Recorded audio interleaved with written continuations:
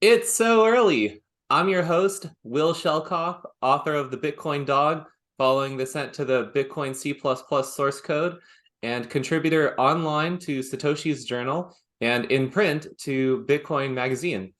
You can follow me on Twitter at RealBitcoinDog, and you can save with my promo code Bitcoin Dog for 10% off on your tickets to Bitcoin Conference 2023. Today, I'm so fortunate to have on the podcast Dadu, author, talking to him about his new book, Stacking Sats is the New Black. Dadu, if you could please introduce yourself. Thank you, Will, for having me on the show. My name is Dadu M. Amintana. I am a man of many hustles in the Bitcoin ecosystem. I'm also a author, lead writer for Black Bitcoin Billionaires. As Will said, I'm the editor in chief for Satoshi's Journal, amongst many other different things. But that's just a quick synopsis of who I am. I'm ready to get into this conversation and really talk about this book. Thank you, Dadu. Yeah, and for those familiar with the show, normally I ask the guests about their Bitcoin story. Of course, Dadu has very popular, been on the podcast circuit, so I will put a link in the show notes to hear Dadu's personal Bitcoin story. So today we'll jump right into it. Dadu, I have your book here. I'm looking at the about the author page, and I see it says you are lead writer for Black Bitcoin Billionaires, editor in chief for Satoshi's Journal, and host of the Bitcoin Source podcast. Yes, you mentioned how you have so many Bitcoin side hustles. I'm very impressed that you pursue Bitcoin full time. And so I'm curious through these different routes, Black Bitcoin Billionaires, Satoshi's Journal, the Bitcoin Source, do you have one goal and you're just trying to spread it everywhere you can? Or do you have distinct visions for what you can do to serve each platform? So that's kind of a multi-layered question, Will, but I would love to say that as of right now, like I really have a mission of just kind of educate people on Bitcoin and spread it throughout my community as I can. So as you know, I'm a writer and a writer, that's my wheelhouse. And I really like to write about Bitcoin, but I'm realizing that a lot of people have difficulty grasping the technology or the protocol, especially if it's in written literary form. So that's when I started to gravitate towards the podcast circuit where I would actually have people question me and interview me about Bitcoin, about my story, and how and what I'm trying to actually do to spread that knowledge. And then I took it to another level where I ended up having my own podcast, which is called the Bitcoin Source, where I interview, everyday people in the Bitcoin ecosystem that are sourcing their Bitcoin knowledge, how they went about doing that. And I kind of like foster conversation around those kind of topics so that we can kind of get a better understanding of what Bitcoin looks like for not only the community that we live in, but humanity as a whole. Great. Yeah. It's kind of ironic though, because I'm here to have you on to talk about the book you just wrote. Here telling me that you have done so much writing, but for the community in particular, you're trying to reach an audio format seems to reach them better than a literary format. But hey, hence we're on a podcast right now to talk about your book. So fair enough. Um, and Yeah, so I guess when you do write, you submit articles to both Black Bitcoin Billionaires, and not only as editor in chief of Satoshi's Journal, you also submit articles there. And I haven't double checked, but are there any articles on your Medium that are unique to your Medium? There are. So I'd be curious to know more of your thought process, decision process, because as far as I can tell, like you are making a choice when you pick which platform to publish your written work to. Yes, most definitely. My Medium account, I would say, is more like blog form. I do write a lot about Bitcoin on my Medium account, but I also write about economics, radical entrepreneurship, technology, coding, software engineering. I might have a different gamut depending on how I feel about a certain topic. I'll put it on my Medium. When it comes to Satoshi's Journal or Black Bitcoin Billionaire, I really try to target and harper in on being Bitcoin focused, laser focused, and giving a lot of signal in pertaining to Bitcoin. So, for example, on Black Bitcoin Billionaires, what I will do is I really try to talk about the people and the members that are inside of that club. So we could talk about Lamar Wilson, Charlene Federico, the Bitcoin Vegan. These are all people that are inside of the Black Bitcoin Billionaire social club. And if they do something great or spectacular in the Bitcoin ecosystem, I'll write about that. So, for example, in Satoshi's journal, that's more international, that's more targeting the continent of Africa or just internationally talking about Bitcoin. So if there's things going on in the space internationally, I'll really try to harp and focus in on writing Bitcoin, framed around those kind of topics. All right, I'm going to pat myself a little bit on the back for my interview skills. If I do ask enough follow-up questions, I will find out how you break it down between the different outlets. So thank you. Yeah, that's pretty impressive that Satoshi's journal does have such an international focus and presence. So, of course, the two of us, we're both in the United States. It's really easy to have a bias focusing on Bitcoin in the United States. So I think it's really laudable that Satoshi's journal is really pushing to, that's the reason we're here. Bitcoin is global. So, and do you find Black Bitcoin billionaires? I know you said when you write for them, you're typically thinking of the biggest people in the space, Lamar Wilson, the Bitcoin vegan. Does that tend to have more of an American focus?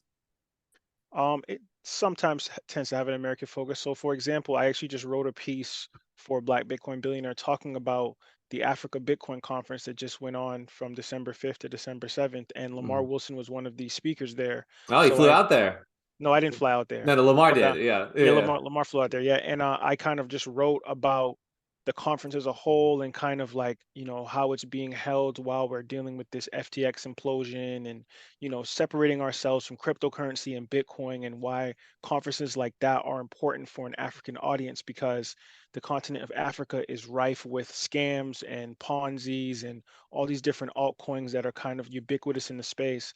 And they need to know about Bitcoin just as much as the first world does.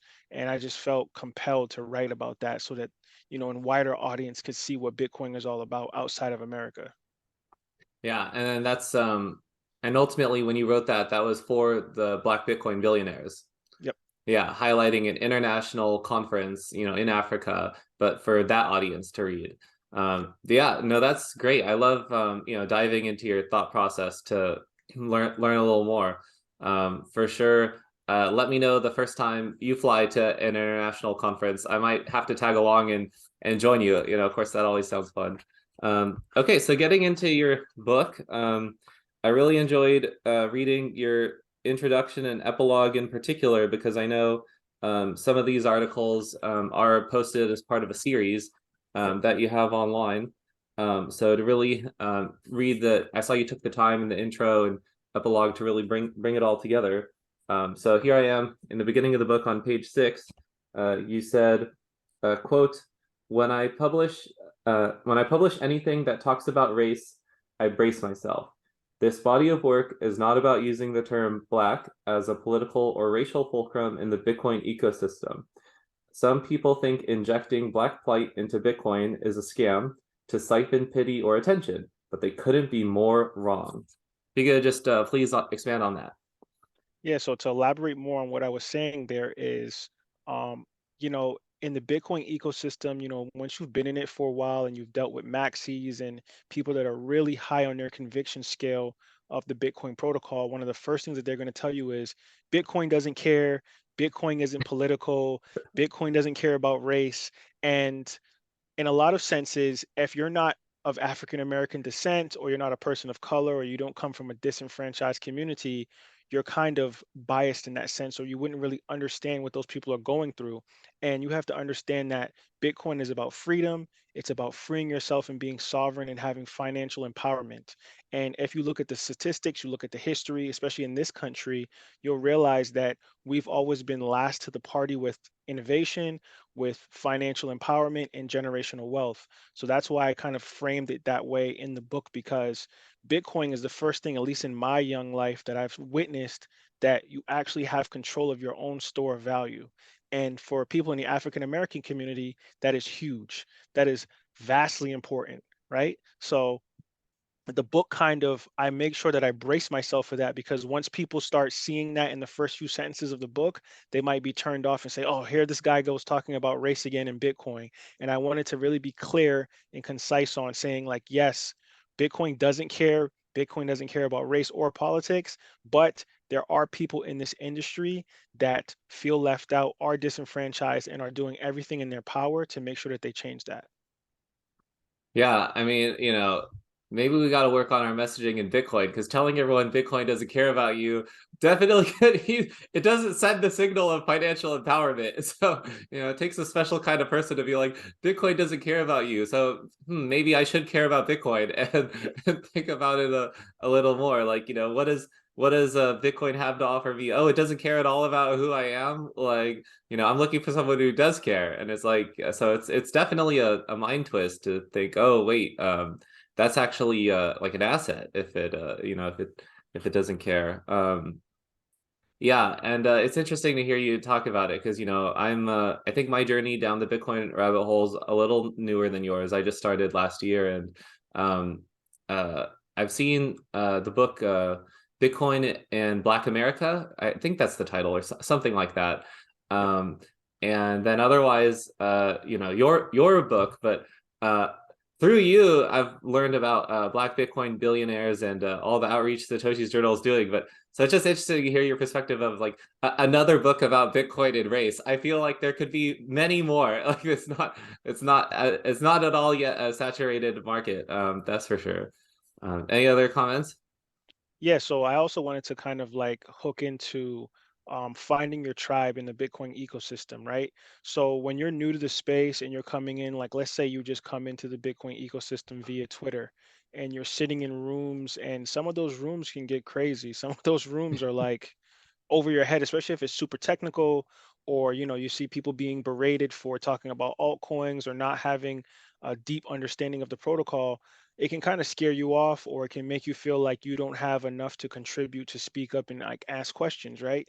So that's where the Black Bitcoin Billionaires comes in for people like myself, where you can come in and it's very inclusive, it's very open. And I want to make the claim right now that it's not just for Black people, because people see that title Black Bitcoin Billionaire and they assume that it's just for African American people, and they don't want, people of other races to be a part of it. But what people have to realize is that, and don't quote me on this, but I want to say that there's over 150, you know, 150,000 members in Black Bitcoin Billionaires, and I promise you, a majority of those people are not all African American.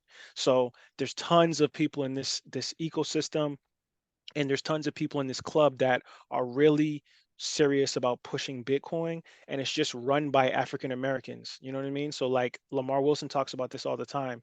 The reason why it has Black Bitcoin Billionaire in the title is because it's just run and moderated by African Americans, but it's open and inclusive to everybody. So if you're, it doesn't even matter if you're African American. If you're just someone trying to learn about Bitcoin, you're always welcome at the Black Bitcoin Billionaire, meetups, social clubs, clubhouse, Twitter spaces, wherever you want to attend. We're always open to let people, embrace the love of Bitcoin. And that's what I wanted to make clear in this book. And I made sure that I highlighted people in the club that are doing amazing things in the space, like Naja Roberts, Charlene Federico, the Bitcoin Vegan, Bitcoin Zay. They're everywhere. No, thank you, Dadu. Please continue to repeat that message over and over again. I think that's really interesting what you said, how just human nature, like it's about finding your tribe, whatever your tribe means to you. Bitcoin is for anyone, it's for everyone, but the human experience can still be on a personal level, connecting with a person or identifying with a person or a group just to get the beginning, just to get started, and then you get to see just how inclusive Bitcoin is. I haven't downloaded the Clubhouse app yet, but I have followed Black Bitcoin billionaires on Twitter. So I'm at least a follower of Black Bitcoin billionaires, and yeah, no, definitely, like you say in the book, diversity of perspectives, and I'm happy to be reading it. So I'll go on to as a software engineer, of course. I jumped straight to your article, Decoding the Matrix. So no way I'm not going to read anything that, or I won't read something that talks about the Matrix. So on page 39, you write, This essay reminds you to conquer your calling, and that calling is digital innovation because technology is in every aspect of our lives. African Americans must submit to the will of things they do not know. A growth mindset is the mindset of the future. Fear of not understanding C++, Objective-C, Fortran, or JavaScript can no longer be an excuse because we are on the precipice of the industrial wheel of the industry falling out into a digital revolution. We can engineer the future we want if we make culture the world's operating system, not tyranny. That was the most interesting. Culture, the world's operating system, not tyranny. But anyway, your thoughts. Yeah, so I'm really big, like, just to give people a background, like I said, I have multiple hustles in this ecosystem, but I also had multiple hustles in different things that I did throughout my career. So I was in the finance industry as a banker, doing hedge funds and mutual funds.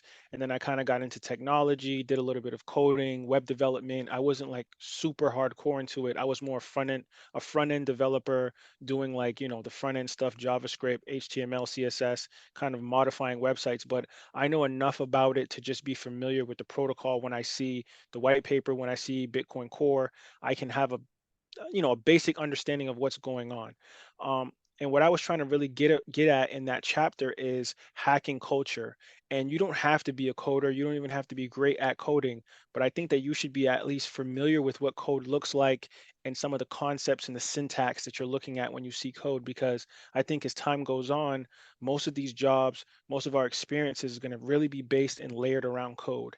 And that's what I was trying to talk about in that chapter where um, there's so many initiatives, there's so many programs out there that are allowing people coming from disenfranchised communities, not only African Americans, but any culture, any race, that are kind of, they're really championing people to come in and say, hey, like, learn how to code, learn how to do JavaScript, learn how to do Python, so you can just have a better grasp of this technical revolution that we're going under in the world right now, where everything is based around either digital property, digital code, or some form of user interface where you're kind of interacting with technology on a different level. And if you're ignorant to that, or you don't really have a good understanding or grasp of, what C++ is, like, if you said, what is C++ to the average person, they'd be like, what are you talking about? Is that like a part of the alphabet? Like, they wouldn't even connect that to say that that's a part of software engineering. And that's kind of like what I was trying to, really harp on in that chapter where, people from my culture, from my community, we are consumers of technology and not creators of technology. So when you're talking about code or being able to utilize or implement code, it puts you in the seat of being a creator instead of a consumer. So you have tons of companies out there, Cash App, Snapchat, Twitter, all these different companies where their user base is highly based on people from my community consuming that content, being a user, signing up, registering, but they don't really understand the back end protocol of what that technology is actually doing. And if they can understand that, then they'll have a better understanding of what Bitcoin is really all about.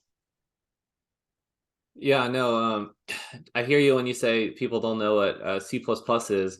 I mean, when I was deciding the title and subtitle of my book, The Bitcoin Dog Following Descent to the Bitcoin C++ source code, that was a decision. I definitely had the advice of like, oh, do you really need to put C++ in there in the title? And I'm like, you bet I'm putting C++ in the title. I'm sending the clear signal that this book's going to have actual code in it. So if that alienates readers, fair enough. So my book's bestseller rank on Amazon isn't the highest, but in the unbelievably narrow C++ category, it was in the top 50 for a time. So that was kind of fun.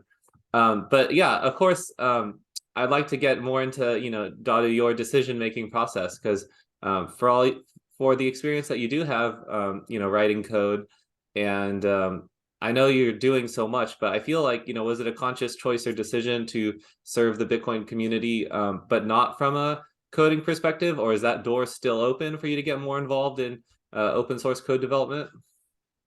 That door is definitely still open. It's just, you're an engineer by trade, so you understand, like, Yeah. engineering is a different type of mental muscle. Mhm. And, you know, unluckily for me, I started to learn how to code at an older, age gap Oh, than the older age gap an excuse. older an older age gap excuse, right? So it's like, for me personally, I think that um certain people have a skill set, they're tinkerers, right? People that are tinkerers tend to do better at engineering. I think that I'm more of a creative. So I would say that yes, I'm definitely open to doing more code if I can find things that, kind of connect with uh, creating content and writing. So like I'll give you a good example.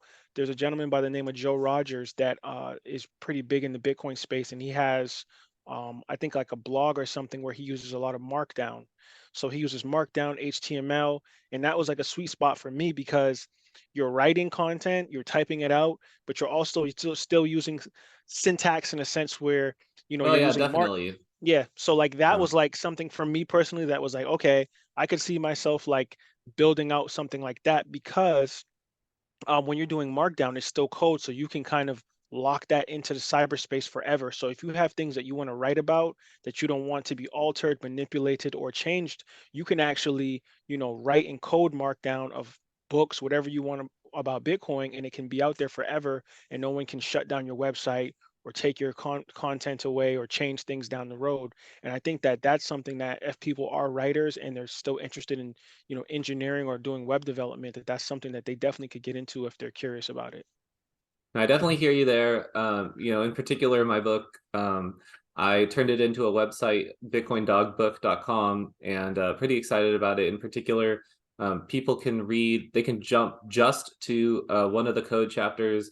I have a code chapter on where it's defined in the C++ source code, the Bitcoin 21 million limit. And, I hear you when you talk about it's not all or nothing. You can be just a tinkerer or just a hacker, or at least just being willing to expose yourself to the code.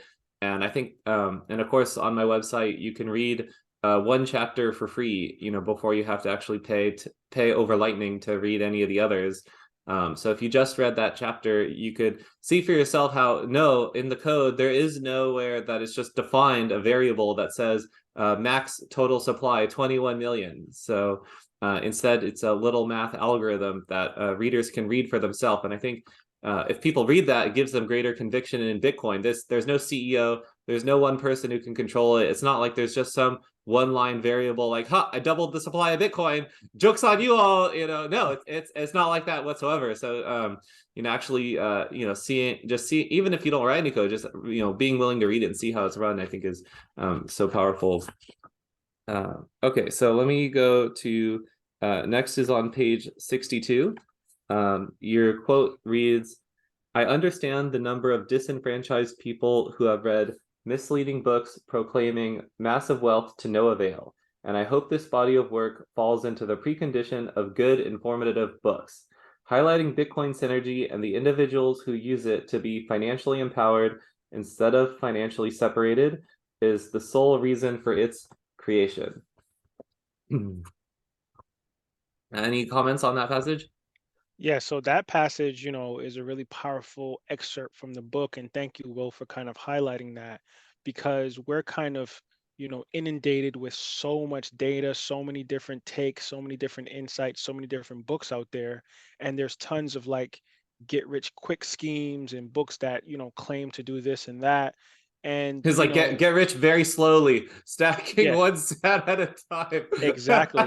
And that I talk about this in the book too, where I talk about low time preference and I talk about, delayed gratification. And especially in my community, because we've been left out for so long and we've had things taken from us so many times throughout our history, it kind of puts us in this weird environment, in this weird, personal state where we want to get things right now. We don't want to wait, or we're in fear of waiting because we feel like our time is limited. So learning about Bitcoin or kind of putting my community onto Bitcoin is one of the most challenging things you can do.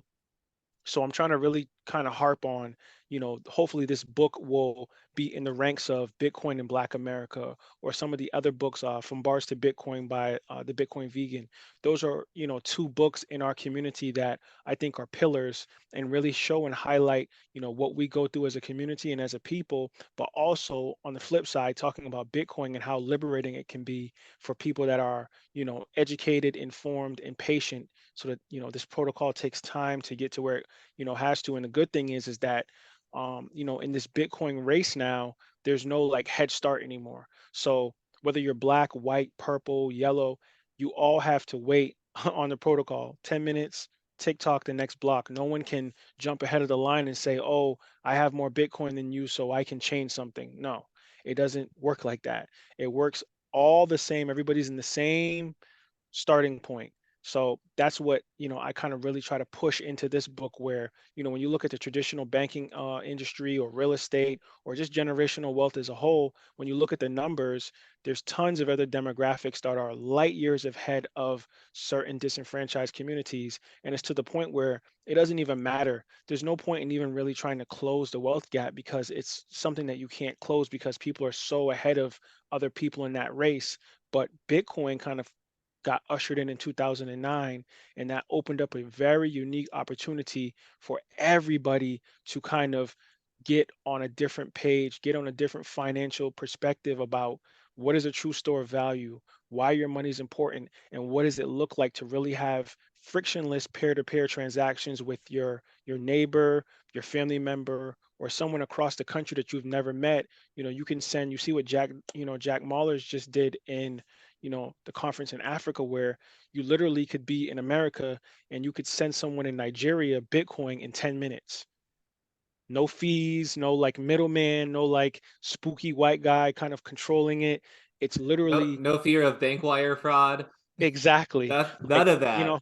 yep, no Nigerian prince trying to take your money. Like this is literally one of those things where you're in a space where we've never had this experience before. We've never been um able to have programmable money. That's like what Bitcoin really is programmable money, where you're not relying on man, because man can be manipulated, man can be coerced or bribed. When you're dealing with an algorithm, when you're dealing with something that's based on a computer, or a miner, you're dealing with something that's going to continuously do its job every day. It doesn't get tired, it doesn't need a lunch break. And that's where we're putting our money into now. We're not putting our money into banking institutions or the politicians or the labor parties. We're putting it into technology, into algorithms, and into the protocol. It's truly incredible, this concept. And yeah, I love, again, those perspectives, this concept of thinking like there's no cutting to the front of the line. This might be technical, but I'll just, say I have the brightest technical audience in my podcast. But on Twitter, I've seen Hadlanot, Dergigi, others, for fun, for an experiment, they'll just, and again, never do this, anyone else, but they'll just post a 12-word seed phrase just to see what happens. Like if they on Twitter post a 12-word seed phrase, how quickly will someone claim those Bitcoin, claim those Satoshis? And it's not enough to just know the seed phrase. I mean, now everyone knows. So ultimately, your goal is to take that seed phrase, load it into a Bitcoin software or a hardware wallet, to create access to the private key, and then send it to a private key that you control. So the really interesting concept is there's no cutting to the front of the line. So if that tweet's out there and everyone reads it, and oh my gosh, only one block every 10 minutes, who's going to be able to send that Bitcoin to their wallet fastest if you can't cut to the line? So do you know how they do it, Dadu? Yeah, so that 12-word passphrase is very, very, very important to keep secure. And I Right. think Don't that, post it on Twitter. This is yeah, do this is just not a put this it is on just an Twitter. exercise experiment. Yeah. Yep, and that kind of leads me back to what I was saying earlier when I said the Nigerian prince, because Right. my brother Olu, co-founder of Satoshi's Journal, I'm sure if he watches this interview, he's gonna be like, "What is this guy talking about? Why is he mentioning that?" Because there's like kind of bias there, right? There's people that are in the space that think that if their passphrase is, there's like crazy scams out there, right? And I think that the passphrase is what separates, the real from the fake. So all these scams that people endure, or people think that is just a part of a certain culture, Bitcoin kind of removes that now. So as long as you can keep your passphrase secure, even if someone gets access to your exchange, someone gets the pin to your cold storage wallet, they can't relinquish those funds. The only way that they can really get that money out is if they have those 12 random words that secure your asset, your store of value. So people, there's tons of things out there now, right, Will? So Some people write it down on a piece of paper. I personally wouldn't recommend that because it can get lost, it can get wet, it can get burnt in a fire. But there's steel plates out there.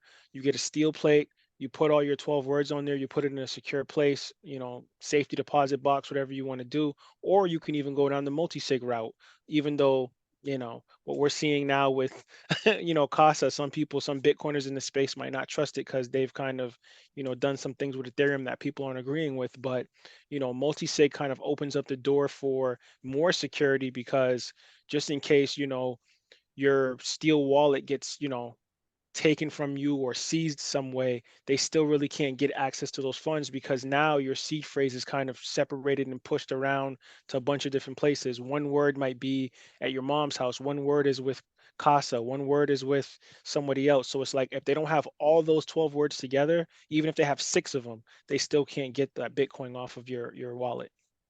This is all great advice, Dadu. So ironically, in these tweets, actually, Hodlonaut and Dergigi did none of that. There was no passphrase. That actually was the 12-word seed phrase. So what happened was to claim the sats, people were desperate to send it to their own wallet. And like, let's say that seed phrase had 1,000,000 Satoshis, 0.01 Bitcoin.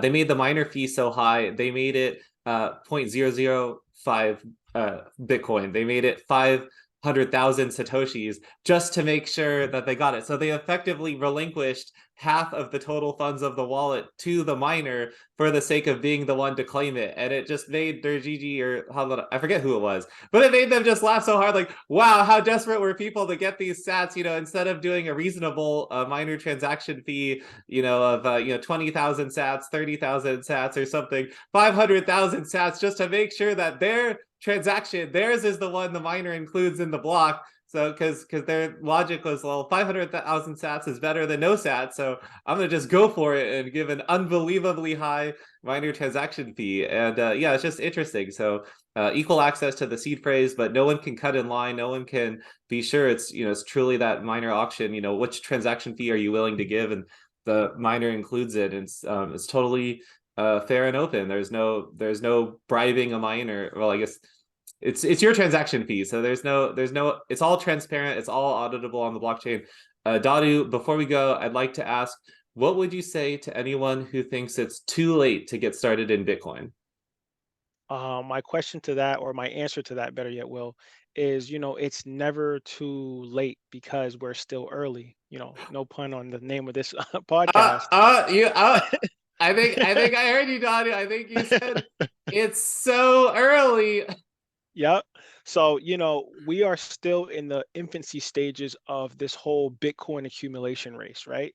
So I think that, people have to really understand what they're up against. And if you just look at the timeline of the mining, the complete mining protocol, I mean, 2140 is a long time from now. So you have to really tell yourself, like, okay, the last coin, the last Bitcoin will not be mined until 2140. It's 2022 right now. So you have plenty of time to get your hands on some Bitcoin. And what people have to realize is that Bitcoin halves every 4 years. So even a small amount will be worth a lot more in 4 year intervals. So even if people think that, oh, I need a whole Bitcoin to be successful, or I need a whole Bitcoin to be a part of this ecosystem, you really don't. You can have a small fractional amount of a Satoshi and you could really utilize that down the road. And it's all about dollar cost averaging and accumulating over time. So for the people out there that think that they're too late, they're really not. Join in, really learn about Bitcoin and learn about why this protocol is not only going to change the way that you look at money, but it's going to be a paradigm shift for the world as a whole when it comes to financial empowerment, generational wealth, and allowing the money to get back into the hands of the people and out of the hands of nefarious centralized rulers out there. That's right, and you just can't stop me because you just keep going, keeping with the hit. So I will read off my last quote, which goes off of what you were just saying. So quote, page 63 in the epilogue of the book: the average person doesn't know or appreciate just how scarce Bitcoin is. There are only 0.00244884 Satoshis available to every person on Earth if distributed equally at the time of this writing, and now we're at a time in history where it is very feasible to get one whole Bitcoin, or at least some Bitcoin. It won't last long. You cannot fix the system without fixing the people who make up the system. There is a fix, and it is called personal responsibility.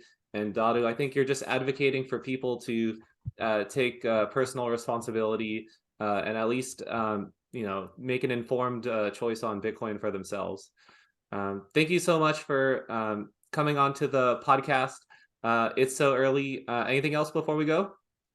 Last thing, Will. So I will say this: like, people, go out there, really do your own research, learn about Bitcoin at your own pace. It's super pertinent and important that people do this because there's so much FUD out there. There's so many people in the space pulling you on one end, pulling you on the next end. And myself as a writer, my job is just to educate people, but don't take everything I say, as the Bible or as the number one information about Bitcoin. Learn from other people, learn from this podcast. Will has a book out, learn from his book. There's tons of educators in this space, and I think that I'm just playing a small part in a bigger solution. So my last words to people is, keep stacking those satoshis and stay humble. Stack sats, stay humble. Thank you, Dadu. Thank you, Will.